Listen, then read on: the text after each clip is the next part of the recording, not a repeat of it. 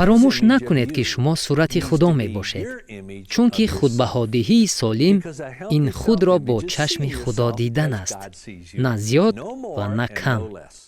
خدا می گوید که شما به همتایید، لیکن از کدام جهت؟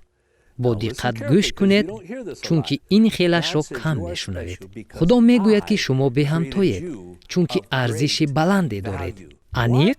با مسیحی نباید گویی که او بسیار هم با ارزش است.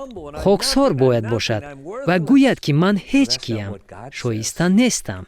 اما این نه آن چیزی است که خدا گفته است. خاکساری حقیقی نمی گوید که من هیچ کیم، من هیچ کیم، من بی منفعتم. این خیل گفتن هم گناه است.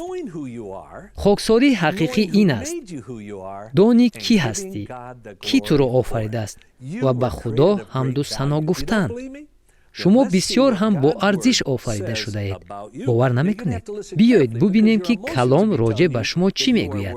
با دقت گوش کنید، چون که احساساتتان به شما میگویند که شما ارزش ندارید.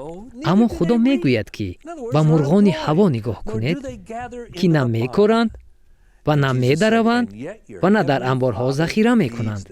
پدر شما که در آسمان است به آنها روزی میرساند. انا از این قصه عیسی چی خلاصه برآورد؟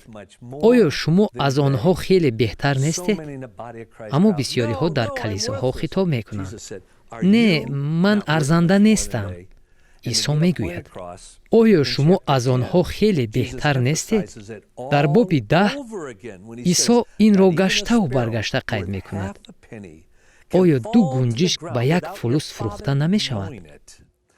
و حالان که یگان تای آنها به خواست پدر شما به زمین نمی افتد و مویهای سر شما نیز شمرده شده است. پس نترسید، شما از بسیار گنجشکان برتری دارید.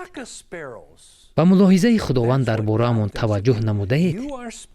خدا شما را به همتا می حسابد، چون که او شما را ارزشمند آفریده است.